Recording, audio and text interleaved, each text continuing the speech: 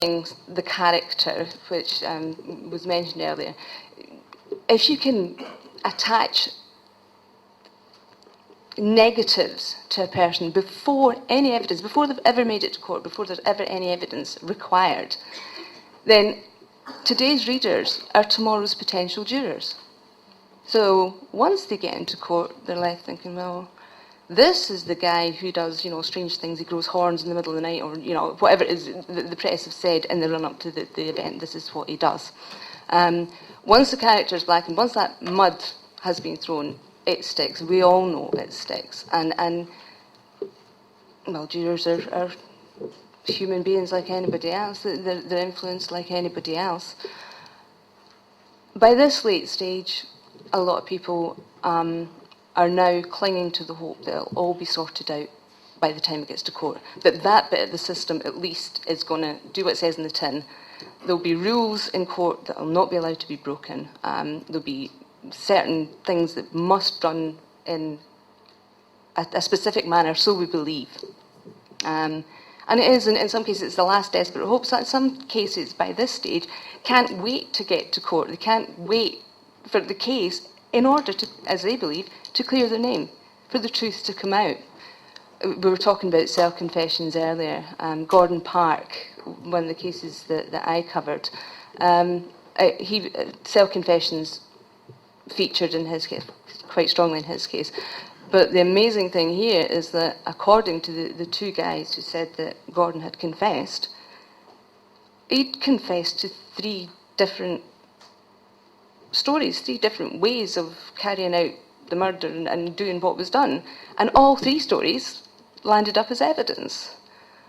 You think, well, okay, that's kind of not the rules that we thought were going to be applied in court. Judges introducing alternative explanations or what have you that have never been actually heard by the jury, that they've not been floated by the prosecution or the defence, but at the end the judge says, well, actually, here's another possibility. That John Taft is the case that I have in mind in that particular one, where another possibility was just entered right at the end, and the jury are left thinking, well, what does that mean? Where did that come from? The idea that the jury goes home every night, reads the same papers as the rest of us, watches the same television programmes as the rest of us, and that they're expected to somehow not be influenced by that. Now, I had one juror who told me that he'd sat through the evidence this particular day and gone home, and then, I think it was the following day, he was reading an article in the newspaper about the previous day's proceedings and read this thing that he didn't recognise. He just didn't recognise it.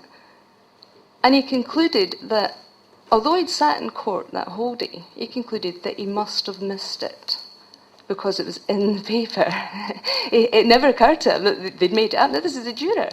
He concluded that somehow he must have nodded off or was not paying attention or whatever and missed this particular thing that he'd read in the paper, rather than conclude that it just never happened in the first place. So you've also got this ongoing influence coming into the courts, and then,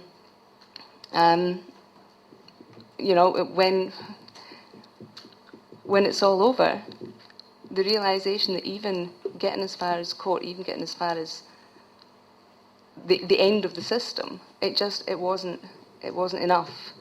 It follows all the way to the end of the line. When these cases start in that particular way, it just follows all the way to the end of the line. And I suppose the biggest question for me is, how is it that so few people know about this? How is it so well hidden? And there's a couple of things that obviously come to mind. The idea, for example, the idea that journalists just know these things. It's unquestioned. It's unexamined assumptions. We're fed a constant diet of fear. We're told that we're given a list of worries as long as both my arms. Have you got enough pension coverage? Have you got, what if the Iraqis invade us instead of the other way around? Millions of things to worry about. There's no space for the things that are right in front of your nose. Is the first thing. And then there's this idea that, all these criminals are going free because we're not tough enough on crime and we need to change legislation to be tougher on crime and blah, blah.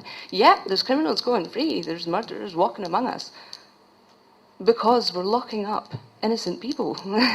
That's, it's there in front of us. And it's the one thing that stunned me was you only have to just scratch the surface to find it. But nobody does. Nobody knows. The idea for me, for the book, in the first instance, was to try and get people like me to accept that this is going on. It's right there under their noses, and to try and get them to see it. And to say, this week we locked up 10 innocent people on your behalf. Yeah, how do you feel about that? And to try and generate some anger, because at any moment, it could be any one of them. Once it's happened to you, the horror, the realisation is there.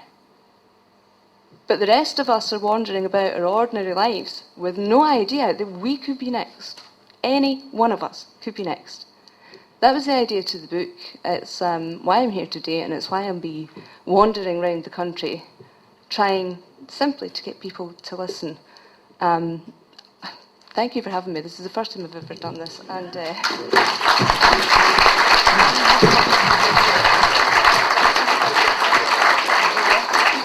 well, when you can, it's well worth getting hold of the book. There's some little discussion with the publisher at the moment. I'd now like to ask Professor Allan Jamieson, who's the director of the Forensic Institute of Scotland. I'd like him now to talk to us for 20 minutes. Thank you very much indeed, sir. That was excellent. You can clap if you like. We'll split that one between us, Sandra. I wander about the country just because I'm lost, actually. I suppose down here what you think is, oh God, no, another Scotsman coming to tell us how to run ourselves. So I'm the great gift of the expert, because even the lawyers treat us with awe. They pretend they don't understand. But my appeal to you and to society generally is, for God's sake, learn what we do, because that education is your protection. In a lot of the cases that I hear about, it's the expert. Am I causing you a problem wandering about? Good. My entire life is about creating problems for people. The expert, it's a hangover from the 60s. Keith Simpson wrote a book called 40 Years of Murder. Right? In those days, he could carry home the head of the victim in a carrier bag to have a look at it.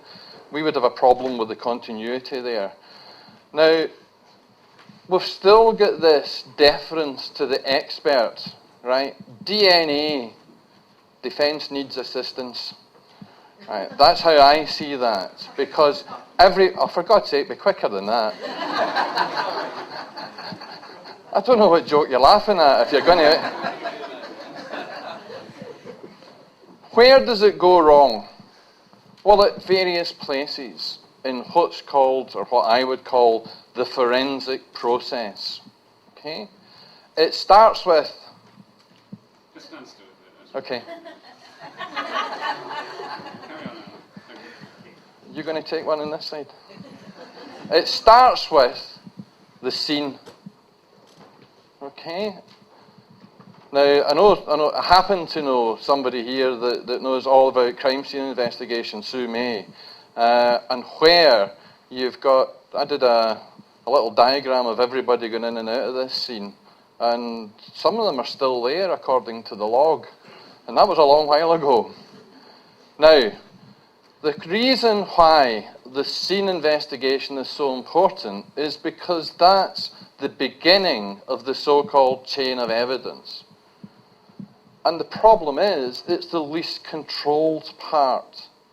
Until CSI get there, do you watch it? Yes. Well, don't. Right? It's called in our trade the CRAP.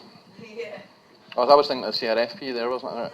CRAP, it's crime scene investigation doesn't work like that, okay?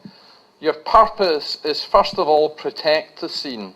That means stop the chief super from wandering in, okay? It means do not add anything to or take anything away from the evidence.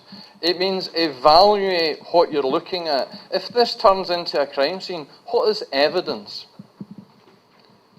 I was the external examiner at Hendon Police College. If you're going to keep taking notes, I'm going to have to slow down, you know. And there, I spoke to a police officer, 28 years experience, who was scenes of crime, and I said, what's evidence? I need to think. And he said, well, it's what we collect. Right, well, what's the difference between this chair and evidence? Just join in whenever you're ready. Evidence is something that can help to prove or disprove a story. So we've got a wee bit of a problem here, because unless you've got some kind of story in your head, you don't know what you're collecting. And that gives me the beginning when I'm working for the defence. What was collected and why was it collected? Why did you collect this part and not that part? Then they decide to submit things to the lab. Now that costs money nowadays, so we're not going to waste our time on things that maybe not be probative. Why did you select what you sent to the lab? I want to know what was sent, and I want to know why it was sent. Not only that, I want to know what the results are. And then we meet the next problem in the system. It's a pity Mark's gone, but you'll all be aware of, if you're going to start throwing things, that's okay. Just relax, it's okay. You're welcome. Yes? I'll say a bit some of that in a minute. Where was I? Professor Allan Jamieson. You'd be good in a jury. Now, it goes to the lab. I want to know what was tested. Disclosure. That was the key word, and you never wrote it down. Disclosure. We've had to go to court to get the prosecution to release the information that the lab have. This, I'll just take an aside into the DNA database. You used the phrase, and I was going to use it, but you stole my thunder. Because up in Scotland, of course, we talk about nothing else, but if you've done nothing wrong, then there's nothing to fear. Well, you've probably gathered by now that the only reason I'm in forensic science is because I can say there's been a murder. Right? Now, when you're off a slow, and she's going, that's more like an Aberdeen Scots first than you're from Glasgow. Now, a DNA profile, you've just mentioned it there. Let's look at DNA, because we're thinking about this database, isn't it? And everybody's going to be on it. Now, you can not like the idea, but by hook or by crook, you're going to be on it. Maybe some of you are already on it and you don't even know. The point is that DNA isn't the evidence that it's cracked up to be. And why do the public want to believe this system works? Because, in the words of Al Gore, it's an inconvenient truth that actually we're putting people away who maybe not have done it. Innocence or guilt, by the way, has nothing to do with me. I really don't care. I'm a scientist. If I do my bit properly, the rest of the system can do their job and will reduce the chance of miscarriages. So I'm not here to campaign about innocence or guilt. I'm here to campaign for people understanding science and not accepting everything they're told without question. Let's look at this DNA issue and the discovery. A DNA profile is basically separating little pieces of DNA. What they'll do is to say, your DNA profile is unique, isn't it? Well, yes, it probably is. Probably.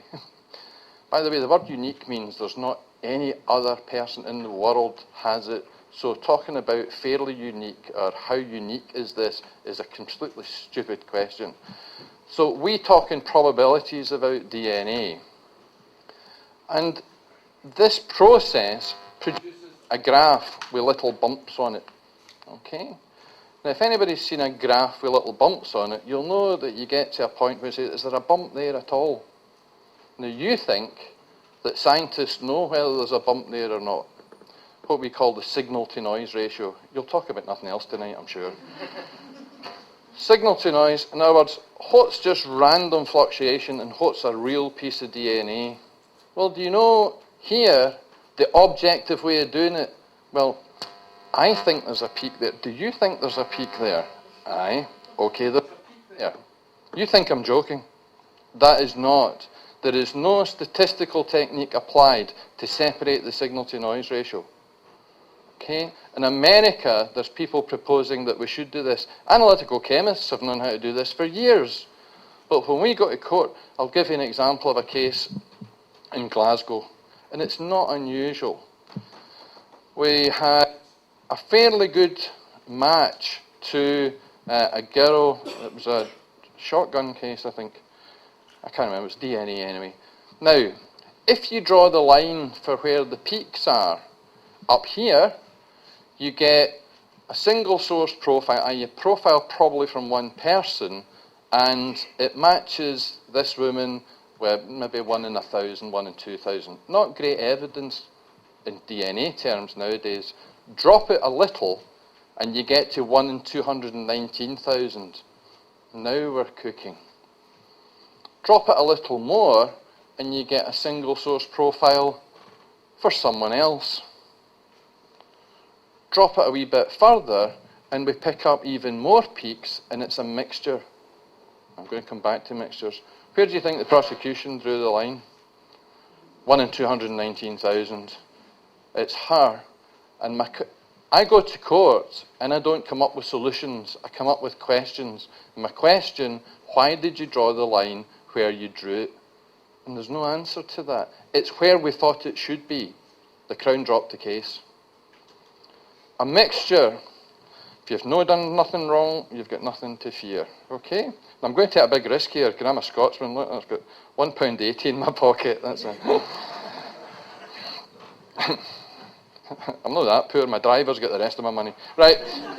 Now, what I'm going to do here is a wee experiment. Okay? So here's 220p. I want them back. Can I have a receipt? 220p's there. Okay? Now, sir, at the back, would you go away, out the door? It's just because I don't like him. Okay, and I'm going to take one from you and one from you, okay? You keep that one, take it off the table.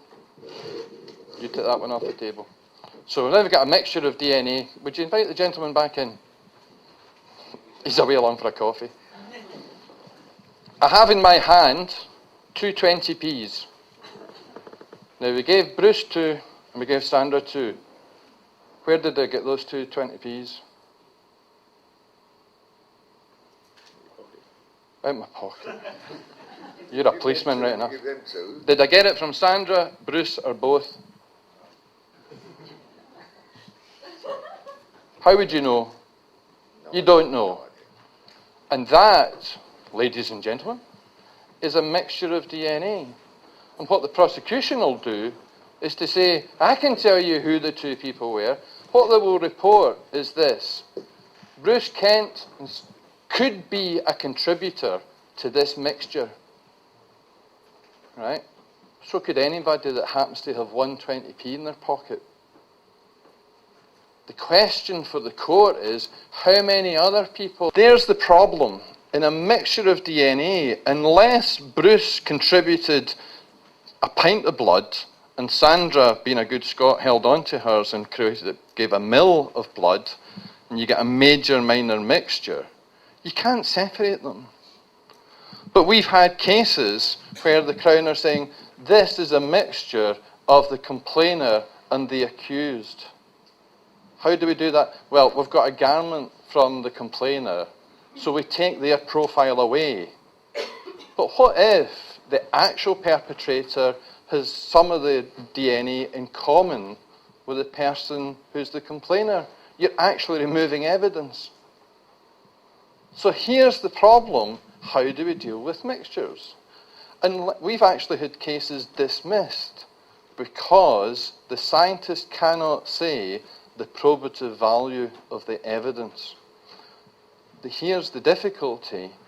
Most people believe that DNA is really good evidence, so they only need to hear Bruce Kent could be a contributor to that profile, and suddenly you're in the frame. And now you've got to explain why it's not you. Well, that's a bit of a reversal. Let's get to court. In fact, let's even before we get to court. I've had a lawyer say to me, I'm not going to take this guy on in his own patch. What that means is this lawyer is not prepared to take the scientist on because the scientist understands DNA better than the lawyer. So I regard most of my work as being to brief the lawyer. I was the chair of the Standards Committee for the Forensic Science Society. I believed that standards had to improve. I believed that things had to be done better and fairer. We still have reports, and I use the could be a contributor to, the classic, is consistent with. Right? How many have seen reports that the evidence is consistent with? Fine. Let me tell you a story. I've got a flea here. You can't see it, right? Well, you can't see it. Yes. You're a liar. A flea in my hand. See how easy it is to get people to tell lies. Okay. I'm sorry. I say jump, and it jumps. Jump, and it jumps. And I pull all the legs off it. It's okay, I'm a biologist, I'm allowed to do that. I'm a sad wee git as well. It's a jump, and it stays where it is. Jump, and it stays where it is. So I write my scientific paper that says, when you pull the legs off a flea, it goes deaf. Now, you're laughing. Tell me, is the evidence consistent with it going deaf? Of course it is. Evidence being consistent with something. Right, you blithely go up to the pedestrian crossing, you press the button, and the light eventually goes green. And you think you've done that, don't you? How do you know you've done it? Here's what the scientist would do. He'd take the time between pressing the button and when the green man appears, and then he would wait half an hour and not touch it and see if the green man came up. We've got a lot of time in our hands in science, right? We've got no friends, so we press buttons. That's what I mean about educating yourself about science. That's a simple thing, a control group, right? Shaken baby cases. Now here's the other thing that we get in forensic science. You can't talk about things outside your area of expertise. Well, I can tell you I've given evidence in shaken baby, DNA, handwriting, CCTV, gunshot residue. I'll give evidence in anything you like. As long as what I'm looking at is the underpinning science. At the Institute, we don't provide a handwriting expert, but I'll tell you how rubbish it is. I'll tell you how little science there is in it. We don't do CCTV imaging, but I'll tell you how rubbish it is. Forensic science is, and I'll tell you another thing, I don't really regard myself as a forensic scientist. I'm a scientist. What I do is science. And kind of the culture we've got now is forensic. It's forensic first, science second. Look at the telly, right? They're heroes, you know, you tell me one television program where the hero is the person who says, it wasn't him. I'm using the Glaswegian version there. It wasn't him, right? My client is innocent, right? There is none, right? What we're really good at is Trevor Eve coming crashing in saying, get me this, get me that, get me forensics. And there's one person that does the whole damn lot. I only saw one, I have to say, I'll be honest here, I consult on Waking the Dead, right? But fortunately they take none of my ideas because they're not apparently. I only saw one episode. I fell asleep halfway through. Reports, you see, we're talking about disclosure. You see reports, you see the scientist statement, but it's like an iceberg. There's so much beneath that you don't see. You don't generally see what was everything tested. You generally don't see the negative results. And the interpretations, well, brilliant, right? We do, somebody's accused of a rape, and we get a vaginal swab, and it produces nothing. What does the report say? This doesn't necessarily mean he never did it. We'll talk about hairs and fibres. There's a book, Cell Confessions were mentioned earlier on. John Grisham, who normally writes fiction, has actually written a book about a miscarriage, and you should read it. I have no idea what it's called, I've just read it. It's something about an innocent man. Fritz and Williamson are the two people involved, and it's hair and fibre evidence, but also a self-confession, and it's just how the prosecutors can get so fixed on an idea they refuse to listen to anything else. I've sat with fiscals in Scotland. Fiscals are the prosecutors in Scotland. And as a scientist, I'm thinking about the fair system. You know, this is a 1980-something case where we've got problems with the continuity. We know there's DNA from a senior crime officer in the body bag, right? The question is, what's the continuity here? Where did all the exhibits, how were they collected, where did they go, etc., etc.? So I'm thinking it's in both our interests to solve this problem. Well, apparently we're in different teams. So we'll have to make what we can of what we've got, and they'll need to make of what they can. We're to go to court to get the policeman's notes that had done the investigation of the continuity. If the public, which I'm assuming you're a member of, this thing about the public's a great one, isn't it? The shooting down here, the public need protected. Well, I'm sorry, we're all the public until proven otherwise. So this civil rights thing, I'm afraid, and I'm slightly to the right of Attila the Hun, by the way, and to hear me talk about civil rights, there's been an earthquake somewhere in the criminal justice system. It's important to understand science is my main message here, because I realise I've got 4 minutes. Or 3 now. I'm glad it wasn't 2. And so my message is this. There are some tools in science that can help you. One is a control group. One is, and always ask this question of a scientist, how do you know what you're telling me? And don't just believe it because, well, that's how it is. Keep asking. Get your lawyer to keep asking. Lawyers are in the group that I would classify as intelligent but ignorant, right?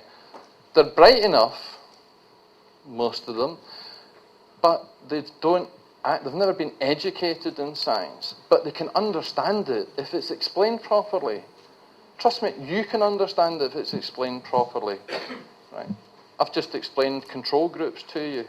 I've just explained consistency of evidence, and you've understood it, I hope. At least those of you that have stayed awake. So these are the causes, or a contributory cause to miscarriages, is when people don't understand the information. And my advice is make damn sure the lawyer understands the information and understands it enough to properly cross-examine the other expert. Roy Meadow, perfect example. Nobody ever says, but hang on, the other side had the opportunity to challenge that. There's a great many flaws in our system. One of them is not that we can argue about it. The single expert, which they do in some of the civil things, bad idea. Ian McKee, strangely enough, Shirley McKee's father, Fingerprint case in Scotland, advocates the single expert. In Scotland, as Allan knows, the single expert would have been the Scottish Criminal Records Office, and there would have been no opportunity. We've got a jury. I gave 4 days of evidence in the Omagh bomb trial. There's one judge there, who incidentally still to make up his mind from January. So that'll be a big hotel bill for someone, I don't know. So be careful, and I encourage people to find about science. You've got a book. I've got a wee book coming out, so I'll plug my book. It's just a short 6-volume encyclopedia of forensic science, and it only costs £2,000. But trust me, it's well worth it because I get royalties on it. Thank you very much.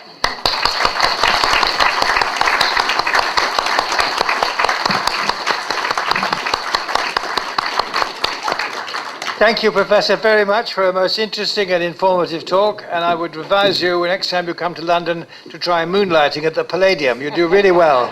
You do very well indeed. So I'd like to thank you both, Sandra and yourself. And now we have 20 minutes to break. And please be back here at 3:30 on the dot when we start again. Thanks very much for everybody. I did have somebody here, but I fear he's gone, unhappily. He was a prisoner on remand, and he wanted to... Are you there? I'm sorry, was it you? No, I thought he was there. Anyway, he wanted to make a little statement, and I said, well, what, 4:30? And I think that he felt that wasn't time. What he wanted to say, apparently, was that beyond reasonable doubt should include doubt about the credibility of the whole legal system, whether that's arguable in court or whatever. But that was the point he was trying to make. So if anybody knows him, please tell him I tried to make his point. Now, I'd like to have, with great pleasure, I'd like to introduce our fourth speaker for 20 minutes. That's Allan Bayle. Allan Bayle, which shows how well I am briefed. Allan Bayle, who is put down here, he'll probably be too modest, but it says the UK's foremost fingerprint expert. You can't beat that. The floor is yours, Allan, for 20 minutes. Thank you very much.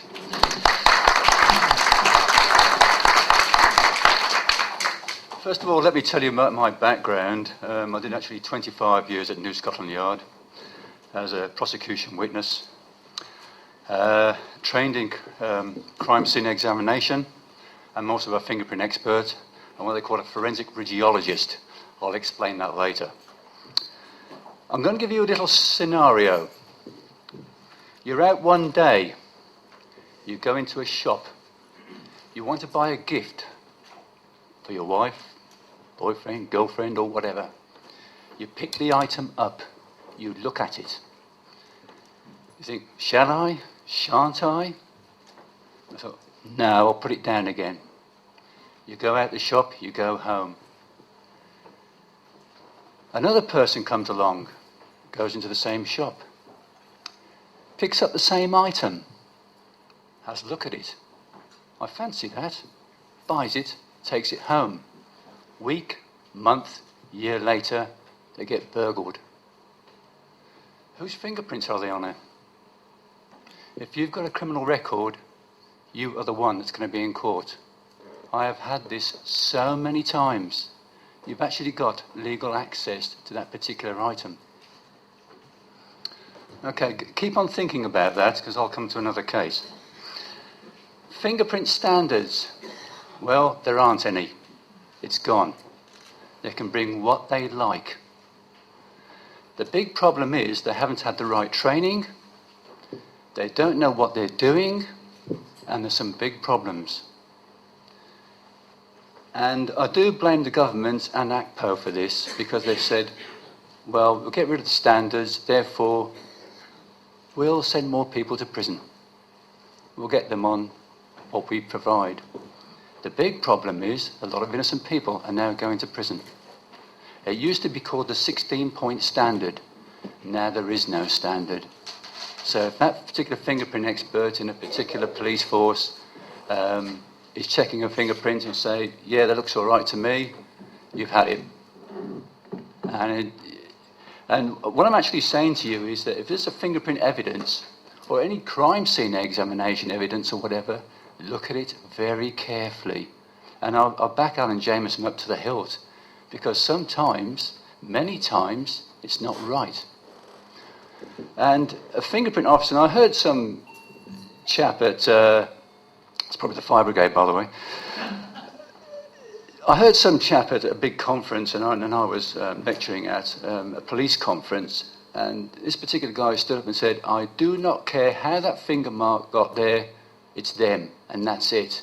Well, to me, that is the worst thing you could ever say, because I want to know the position of that finger mark, whereabouts it is.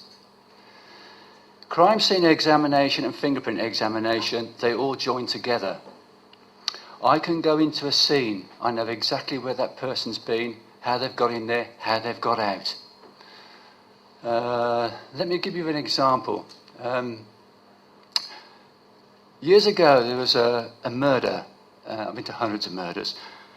It was at the BT building, and a young lady was working on her own. Late at night, I don't know the reason why she was working late, but it must have been maybe 11 o'clock midnight when I got the call, which I wasn't too enthusiastic in woken up in the middle of the night. But anyway, we got there. The police, of course, they're all around. They find a body underneath a kind of basement car park. And they couldn't understand how that young lady was found murdered underneath this car in this car park because she was upstairs. So the detective inspector, he talks to me, he said, right, there she was working up there, we don't know who's done it. So I said, well, first of all, can I have a look at the body, please? So I looked at the body, and she had a peculiar mark around her neck. And it was red, white and blue, a rope mark, which I thought, okay, fair enough. Now, she was murdered on I think it was the 8th floor. And I went to the exact room where she was working, and she was working obviously at a computer, but one of the arms had completely been taken away. Now, you have to read evidence, and you have to look at what's actually